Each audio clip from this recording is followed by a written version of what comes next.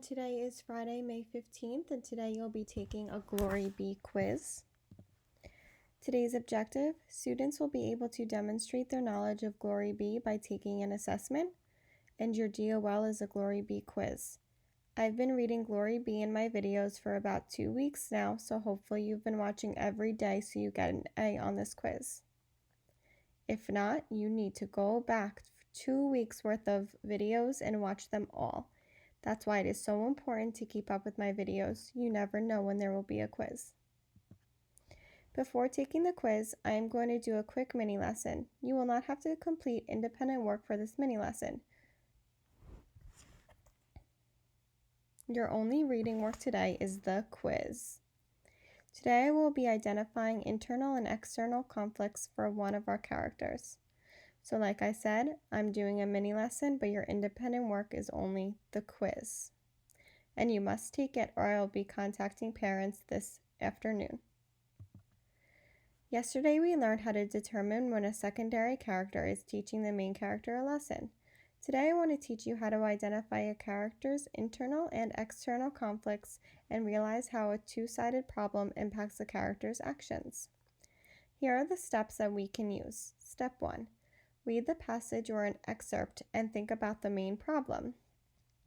Step 2. Ask yourself, how does the character feel as a result of the problem? This will help you think about different sides to the main problem. Step 3. Ask yourself, how do the internal and external problems connect? So on the left you see a picture and it says conflict is a problem or struggle in a story. An internal conflict is a struggle within a character's mind or heart. So I can see, based on that drawing, one person's getting an idea that's going on in your mind, and then someone's heart looks like they're sad, looks like they have a sad heart. Then there's an external conflict in the right side, and it's a struggle between two characters. Or it can be between a character and nature. And on the right it says internal conflict takes place in a person's mind. For example, a struggle to make a decision or overcome a feeling. Internal conflicts are character versus self. External conflict generally takes place between a person and someone or something else, such as nature, another person or persons, or an event or situation. External conflicts may be a character versus character, character versus nature, or character versus society. So today I'll be reading 2 chapters, and like I said, you must watch this because you'll need this information for our next quiz. So chapters 24 and 25. Chapter 24, Patches, and I'll be paying attention to any internal or external conflicts characters may be facing. It was finally my birthday, July 4th. I sat with Emma at the kitchen table mixing lemonade and cherry punch, what Frankie called bug juice. He claimed if you left it outside in the sunshine, bugs would come, but I wasn't bothering with Frankie today. As far as I was concerned, he was a bug, the lowest ant on earth. My friend Laura's going back to Ohio. She doesn't like hanging moss much, I told Emma. I propped my head on one hand and drew invisible circles on the kitchen table with another. I don't want to go to this stupid picnic. The pool's closed. Frankie's a liar. Justin would rather be with her stuck-up pep squad friends, and Mr. Smith is mad at Daddy. This is beginning to feel like the worst birthday of my entire life. Emma pulled her chair closer to me. Want Emma to tell you a good thing happening for the 4th of July, a special secret? I stirred the bug juice, not sure if I needed another secret. You mean somebody cares about our country's independence after all? We got a big visitor coming to my church. Emma sat up like she was making an important announcement. You mean like Elvis or the Beatles? That big? I scooched my chair closer. Emma laughed. Bigger. She took my hand and held it next to hers. Mr. Robert F. Kennedy is coming to visit, she said, looking right into my eyes. Who is that? I asked her. The most famous man in our government. He's the baby brother of President Kennedy. God rest his soul. Emma leaned in. He's preaching about the new law just passed. Everyone's going to be treated the same. I'll be able to vote just like your daddy and Mr. Smith. No more white and colored drinking fountains. Everyone can eat whenever they want to. Things are changing, Glory. Mr. Kennedy's coming to prove it. Before I could ask Emma one more thing about this famous brother of President Kennedy's, we heard a noise that sounded like the ceiling was coming down. Now, what's your sister up to? Emma shook her head and started up the stairs. I followed her. Justin was in Mama's old sewing room, cramming shirts and sweaters into a little chest in the corner. What are you doing? I asked her. Moving to my new room, she slammed another drawer shut. Daddy said I could. You plan on sleeping there? Emma nodded toward the little bed in the corner. Room's too tiny for you and all your belongings. You'd be happier staying put with your sister, like you have since the day she was born. I need my privacy. Jessalyn pressed her lips together. I'm going to high school soon, she said. Like that explained everything. She stuffed one more skirt into her new closet before she pressed off down the stairs. Shoot. Let Jessalyn sleep in the sewing room. I'd have more space for my books and my China horse collection and my baseball cards. But then I thought about last summer, the summer before that, and almost every summer I could remember. How we get under the covers to tell ghost stories with our flashlights on. All those nights we stayed up late playing junk poker and sharing secrets. I thought about how Jessalyn acted proud when she heard about my letter to the newspaper. How she'd held out my hand when I spoke up to Mr. Smith. Seems like she'd always forgotten about that night on the front porch. I looked over at the sewing machine closed up in its black case, pushed off in the corner with Jessalyn's movie magazine stacked up next to it. I touched the edge of my quilt covering the bed by the window. With Jessalyn's clothes piled on top, I couldn't hardly see the quilt's pattern. I knew the squares by heart, though. Years ago, when I was little and Emma was first piecing the quilt together, I listened to her singing in time with the whirring sewing machine. I moved Jessalyn's pep squad jacket, sat down on the bed, and touched my quilt. One tiny piece of baby blanket I dragged all over the house when I was crawling. One piece from my black cat Halloween costume. One from my green shorts from Lake Whippoorwill Girl Scout day camp last summer. One scrap of my very first doll baby's dress. The quilt was filled up with my life. Now it seemed like the patches of my life were mixing into a new pattern. Chapter 25, Black and Blue and Ugly. By late that afternoon, I said goodbye to Emma and headed out the door, lugging the picnic basket, the bug juice, and a blanket. I walked straight to the pool and stood next to the metal fence, looking one more time at the close sign. Mr. Smith and his stupid committee had won. Nobody was jumping in the community pool today. I felt like I was drowning in a freezing cold pool of disappointment and confusion, just like swimming the backstroke when it shoots smelly chlorine into every opening on my face and sets me to spitting water, making it hard for me to get a good breath.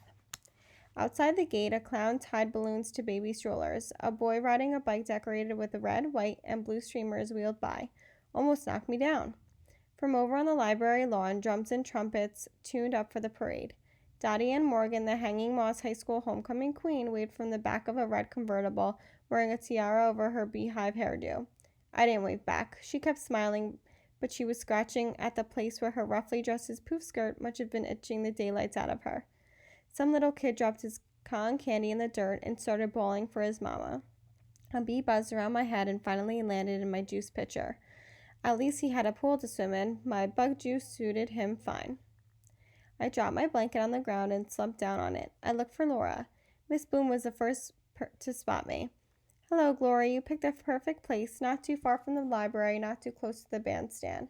She had a camera strapped around one wrist and her picnic basket balanced on the other. She spread her blanket a little ways from mine and waved to Uncle Sam walking by on tall stilts. Pretty soon Laura and her mother showed up and Miss Bloom smiled like the world was one big happy picnic. When I heard some girls calling out, "Over here, Jessie," I turned around. Justin walked toward her pep squad friends. They had changed her name to Jessie. In a minute, she told them. She pranced herself next to me, plunking onto my picnic blanket. Robbie came to sit with us. He and Jessalyn and Laura passed around Emma's sandwiches and brownies, and I couldn't hardly believe how happy I was. Scoot over here, Glory, my sister said, patting the space closest to her. She pulled something from her pocket and handed it to me. My big sister had remembered for my birthday. I opened the box. Jessalyn told what she'd gotten me before I could even get a look. It's a charm bracelet, Glory, just like mine. She held up her hand and jiggled her own bracelet. You can collect charms from places you visit and things you like. Jessalyn clasped the bracelet around my wrist. I rubbed a tiny silver guitar dangling from the chain. When I looked up at her, I finally felt like I was 12 years old. Thanks, Jessalyn, I said. At first, the guitar was for the Beatles, for that John Lennon Beatle you and Laura are always talking about. She turned the charm toward me. But now it was for Tupelo, she whispered. Backs of my ears went warm with happiness. Robbie put his closed-up hand out to me. For you, he said. He dropped something into my lap, a keychain with a picture of Elvis on one side and Love Me Tender written on the other. Thanks, Robbie, was all I could manage. The band was playing It's a Grand Old Flag. All of Hanging Moss waved their little American flags in the hot yellow sunshine and sang along. Then that snake Frankie showed up. I had nothing to sing about now. This day was not grand, and there was nothing worth waving at. I walked straight over to Frankie, leaned against a pecan tree, and I glared at him. He said, "Everything's wrong this summer." Frankie looked worried about something. There was a question in his eyes and the start of what looked like to me like tears. Why don't those troublemakers from Ohio go back where they belong? I didn't care that Frankie was on the edge of crying. I got right up to in his face. Laura is back to Ohio. She's leaving. After people. I looked hard at Frankie when I said that. Accused her of breaking into the pool lockers. She's going home. He kept his eyes on his lanyard whistle. It's good then. Good that she's leaving. But he didn't look happy about it. He looked upset. Then he blurted, I wish that jailbird Robbie would go back to where he belongs. I wish my brother would stop yelling about everything happening this summer. I leaned in even closer to Frankie and put a firm grip on his arm. Did you tell anybody about Robbie? I could hardly talk. The back of my throat was burning so. He yanked away from me and got quiet. The band's drums banged louder. Frankie rubbed at the bruise on his arm that I knew for sure came from JT popping him. It was black and blue and ugly. Why are you so scared of your daddy and JT? I asked him. Why don't you stand up for yourself? Frankie started to cry for real then, but I turned and walked back to my blanket. So now I'm going to discuss a conflict that a character in our story faced. So we're going to read the passage or an expert from the story and think about the main problem. And this has to do with Frankie. I know that the main problem in this chapter is that Frankie has broken his promise to Glory about not telling Robbie's secret and went ahead and told his brother about Robbie's past. Step 2, ask yourself, how does the character feel as a result of the problem? So Frankie is feeling bad internally, and I know this because he starts to cry.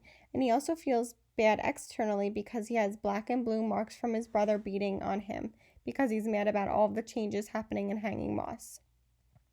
So I filled out this chart. Internal. What's bothering him on the inside? He feels sad because Glory is mad at him, and he feels scared because he can't stand up to his brother and father. But externally, what bothers him on the inside? Glory refuses to talk to him. His brother keeps hitting him and giving him black and blues. His father tells him he's not allowed to play with Glory. Now you can ask yourself, how do internal and external problems connect?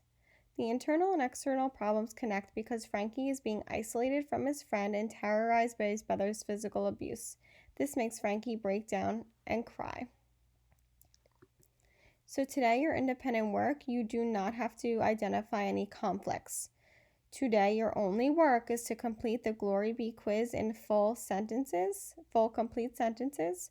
You can always look back in the text to find the answers. Good luck and have a great weekend.